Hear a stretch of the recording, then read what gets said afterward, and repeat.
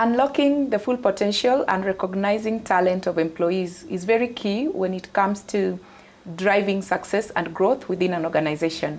My name is Mary, in charge of training and career advisory services here at Corporate Staffing. And today in this video, we'll be discussing on how maximizing mid-level potential in an organization is very key. I'm joined by our training and development manager, Mr. Godfrey. Welcome to the channel. Thank you so much, Mary. Glad to be here. Great, nice to have you as well. So why is it important for organizations to really look or focus on maximizing the potential of the mid-level managers?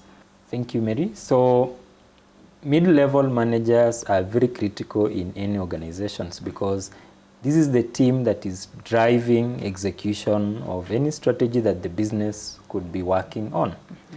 And as a result, it's important to focus on this team because they're giving you the best. Some of the reasons why it's very important is that, number one, it enables them to also feel appreciated, recognized, so that they can even give more to your organization. Also, when you recognize them and you focus on just supporting them within the organization, they feel also the need to give more. Some organizations tend to not to treat this level very well because either there are so many people who can assume these mid-level roles. However, one thing that you lose out is the time taken to train someone to be in that level. So you realize that you're always training and people are exiting. People are exiting. And remember, people in this level are also very ambitious. They want to move to the next level. So for you to retain them, therefore, it requires that you've got to be very intentional on the strategies that you're putting in place to retain them. Also, if you look at the other employees maybe working below these mid-level managers, they are looking at them in terms of their career pathways. These mid-level managers are their like role models. So if you don't maximize on the level of engagement with them, it's not only affecting that level, but also even the levels below them, because they are looking at what are the career growth prospects for me within the organization. If those who are at that level is like they're stagnating or there's nothing much happening to them, they will see no reason why they should continue, yet the future doesn't look promising for them. If people keep exiting at mid-level management, chances are high that your employer brand out there may not be very good. And that will be a struggle whenever you want to fill positions because people will now shun joining your organization.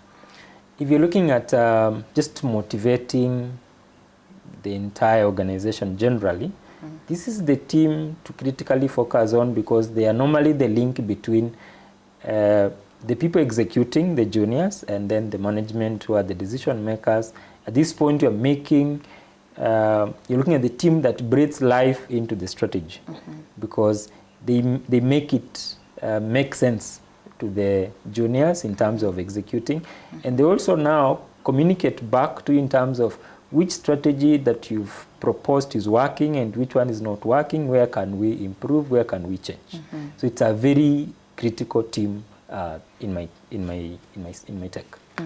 It's very important to really focus on maximizing on their potential because they are the most likely people to assume the senior leadership roles within the organization. So maybe someone is watching an employer or someone in a very senior decision-making level and they are wondering, how can I really get to identify this high potential middle-level manager? So that because they are the ones who are most likely to assume the senior leadership roles within the organization. Thank you, Mary. Again, as mentioned, here you're looking at the ability to lead. As you focus on getting them or promoting them into more senior level roles, the focus has to be on two things. Number one is the ability to execute strategy. Number 2 is the ability to lead, ability to influence. So how do you now assess all this? You can look at the 3 things that I normally refer to them as high potential metrics.